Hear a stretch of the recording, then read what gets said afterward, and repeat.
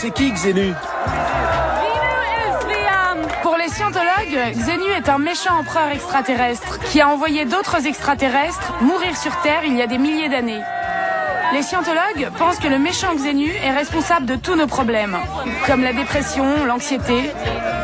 C'est juste un conte de science-fiction.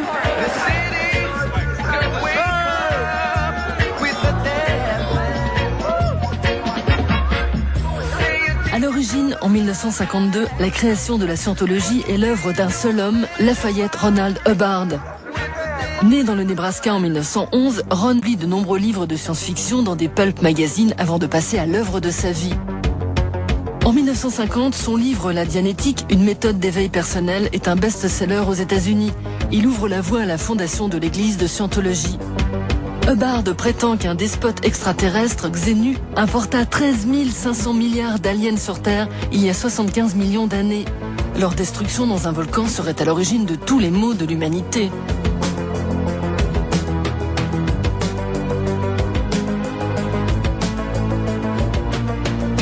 « 55 ans après sa création et 20 ans après la disparition de son gourou, la secte pèse lourd. Elle revendique 10 millions de membres dans le monde, même si d'autres sources n'en comptent que 60 000.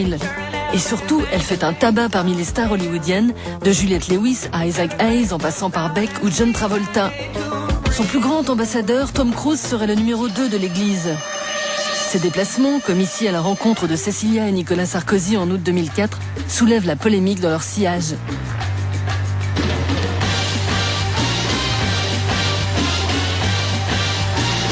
C'est qu'en France, depuis 1996, une commission d'enquête parlementaire classe l'église de Scientologie parmi une liste de 172 sectes à surveiller de près. Présentée comme une simple association, mais pas sans but lucratif, l'église compterait 45 000 adeptes dans l'Hexagone. Au terme d'une vie, certains enquêteurs estiment que chaque membre aura donné au moins 300 000 € à l'église. Et régulièrement, celle-ci défraie la chronique judiciaire. En 1996, l'ancien président de l'église de Scientologie de Lyon est déclaré coupable d'homicide involontaire et d'escroquerie. En 2007, après 25 ans d'instruction et après avoir épuisé 4 juges, c'est un non-lieu qui est prononcé en faveur d'une vingtaine de scientologues, poursuivis notamment pour escroquerie. Une grande partie du dossier d'instruction avait mystérieusement disparu. Et à la fin janvier 2008, une Française est libérée par la police italienne après avoir été séquestrée pendant 1 mois par des scientologues.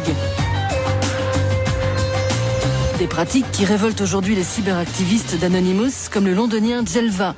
À 23 ans, cet informaticien qui gagne sa vie comme agent d'entretien dans des locaux d'entreprise se considère comme entré en résistance. On a toujours surveillé la scientologie et toutes les organisations qui ont un impact négatif sur la société.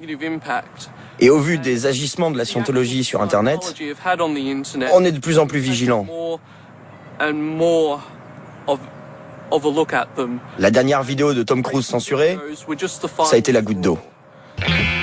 Depuis 1996, des Norvégiens réunis sur le site xenu.net dénoncent la scientologie via le web.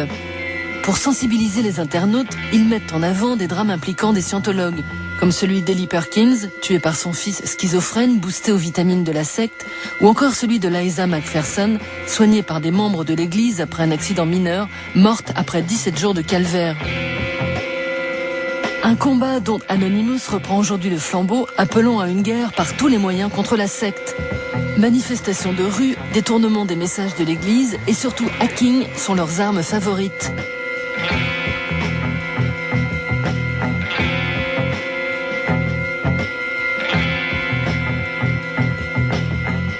Étudiant en programmation, allié à des hackers allemands, le Poitevin Bleu Blad est aujourd'hui capable de pénétrer et de contrôler plus de 30 ordinateurs de la scientologie aux USA.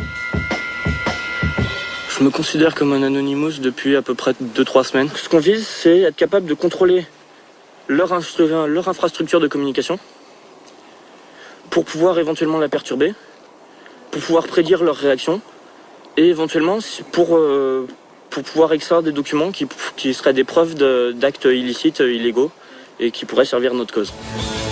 En janvier 2008, après l'affaire de la vidéo interdite de Tom Cruise, Anonymous passe à un niveau supérieur dans l'action.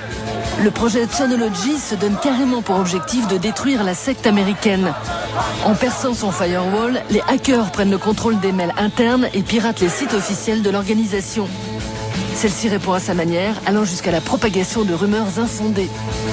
Le groupe Anonymous n'interrompra ni les activités de l'Église, ni le service aux paroissiens et à la communauté. Nous allons simplement coopérer avec la police pour minimiser l'impact des activités terroristes de ce groupe. Des menaces d'attaque à la bombe, menaces de mort, ils sont connus sur Internet pour avoir attaqué d'autres groupes par le passé. They call themselves anonymous. They are hackers on steroids, treating the web like a real-life video game, sacking websites, invading MySpace accounts, disrupting innocent people's lives. Their most notorious stunt?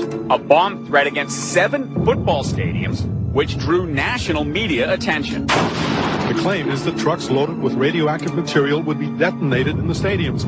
One man was arrested last year after posting the threat, now thought to be a hoax. He's pleaded not guilty. I am the terrorist. Fox News, ce jour-là, ne fait pas dans la dentelle, imputant des menaces d'attentats terroristes non signés aux militants anti-sectes d'Anonymous.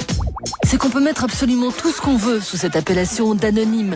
C'est ainsi que se nomment depuis l'origine d'Internet tous les messages non signés envoyés sur les chats et les forums de discussion.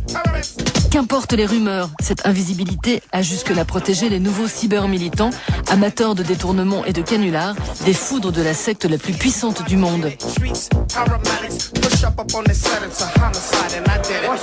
Pourquoi payer pour être sauvé? Découvrez les mensonges de la scientologie. Pourquoi toutes les religions sont-elles gratuites sauf celle-ci? Allez, il me reste un tract.